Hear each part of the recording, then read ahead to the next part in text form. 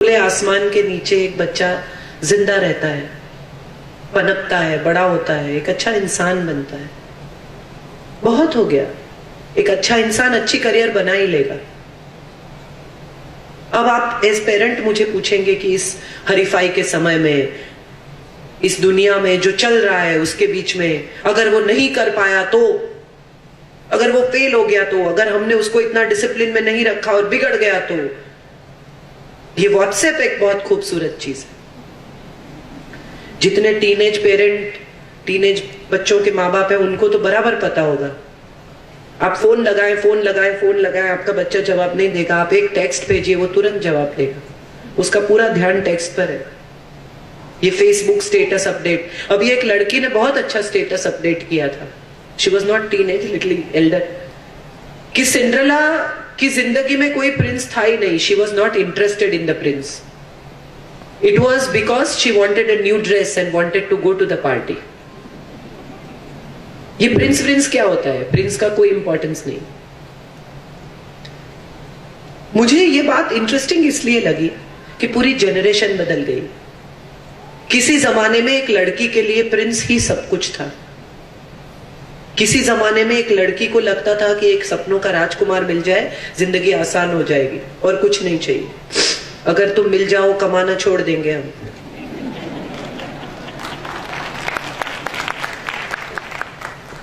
अब की दुनिया में कितना भी अच्छा पति हो, कितना भी समझदार हो, कितना भी कमाता हो, एक लड़की को लगता है मैं क्या कर रही हूं, मेरी आइडेंटिटी क्या है, मुझे पैसे नहीं मांगने उनसे। आप सोचिए, आपकी मम्मी ने कभी ऐसा सोचा है कि पापा से पैसे नहीं मांगने? लड़ झगड़ के मांग लेती थी वो। आज के जमाने में अगर पति ये पूछ ले कि मैंने पिछले महीने 5,000 रुपए दिए थे या पिछले हफ्ते दिए थे, उसका तुमने क्या किया, तो भी बुरा लग जाता है पत्नी को।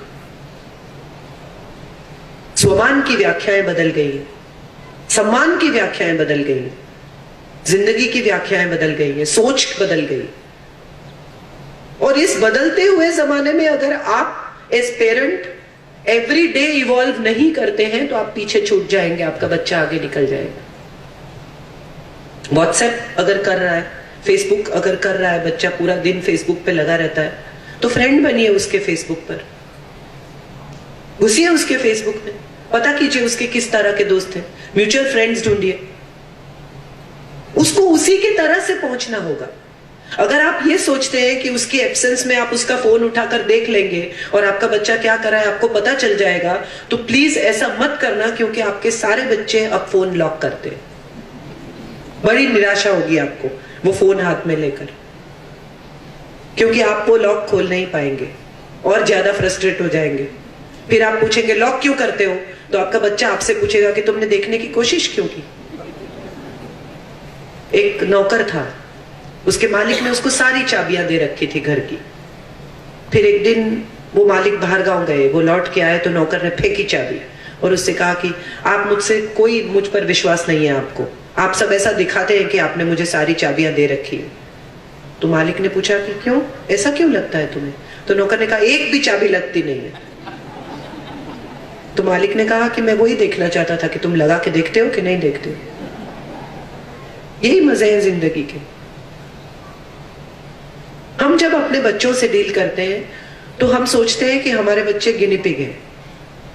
ये डॉक्टर्स और वकील पर मुझे बड़ी हंसी आती है कभी कभी। वो सारी जिंदगी प्रैक्टिस करते हैं। आप पूछिए कि डॉक्टर क्या करते हैं, तो बोले मैं प्रैक्टिस करता हूं। तो मुझे बहुत डर लगता है कि ये परफेक्ट नहीं हुआ अभी, ये हम पर प्रैक्टिस कर रहे हैं।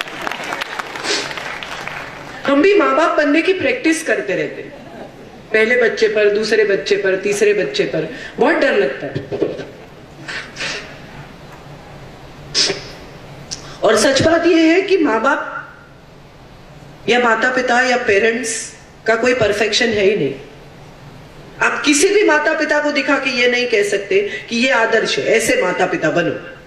गांधी जी के बारे में अगर हमें लगता है कि गांधी जी आदर्श है, तो हरिलाल को उसके सामने भी कंप्लेन है। तो इसका मतलब यह है कि कोई माता पिता ऐसे नहीं। जो राष्ट्रपिता है पूरे हिंदुस्तान को जिसने पूरे हिंदुस्तान ने जिसको पिता कहा, उसका खुद का बेटा कहता है कि बेकार बात है।